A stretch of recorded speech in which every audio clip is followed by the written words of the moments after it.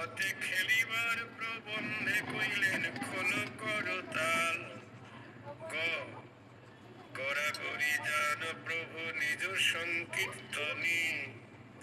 খ ঘরে ঘরে হরিনাম দেন সর্বজনী।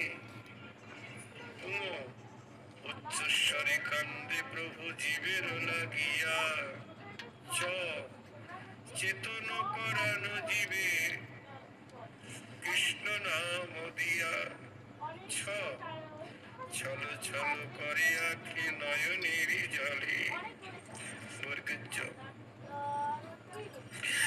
এরকম তো 34টা অক্ষরে 34টা পদাবলী রচনা করেছে নরোত্তম ঠাকুর। আমি জানি না, আমার কথা তো শুনবে না কেউ। এইগুলি মনে হয় পাঠ্যপুস্তকে প্রথমে দিলেই গৌর হরি সম্বন্ধে ছোটবেলা থেকেই সবাই জেনে নিতে পারবেন, তাই না? খুব ভালো হয়, জগতের মঙ্গল হবে এতে, গৌর হরিকে জানা যাবে।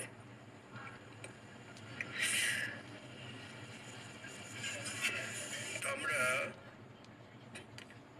গৌর হরি সম্বন্ধে যদি সম্যক রূপে বা পরিপূর্ণরূপে জানতে চাই, তাহলে স্বরূপ দামোদরকে আশ্রয় করতে হবে। স্বরূপ দামোদর হলেন মহাপ্রভুর অন্তরঙ্গ পারিষদ। অন্তরঙ্গ যারা, তারাই তো অন্তরের কথা জানে, আর যারা বাইরের ভক্ত, বহিরঙ্গ ভক্ত, তারা তো অন্তরের কথা জানবে না। তা স্বরূপ দামোদর কি বলছেন?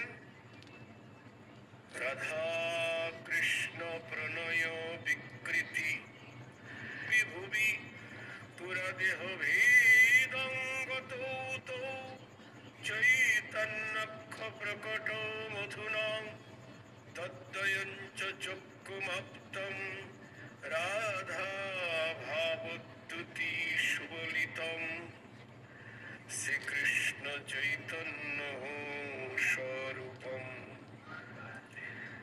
এই শ্লোকের অনুবাদে কৃষ্ণদাস কবিরাজ গোস্বামী লিখছেন, রাধা কৃষ্ণ এক আত্মা, দুই দেহ ধরি অনন্য বিলাসে রস আস্বাদন করি। আমরা রাধা কৃষ্ণের দুটি দেহ দেখতে পাই, কিন্তু ওদের আত্মা একটি। হ্যাঁ গো মাইরা, এ জগতে এরকম কারো আছে? নাই। অন্য কোনো ভগবানের মানুষের তো নাই, কোনো দেবতারও নাই, অন্য কোনো ভগবানের দুই দেহ এক আত্মা নয়। সে সীতা বলুন আর লক্ষ্মীনারায়ণ বলুন, কারো দুই দেহ এক আত্মা নয়। একমাত্র রাধা কৃষ্ণেরই দেহ দুটি, আত্মা একটি। এক আত্মা দুই দেহ এক আত্মা হওয়ায় আমার রাধা স্বামীর খুব দুঃখ।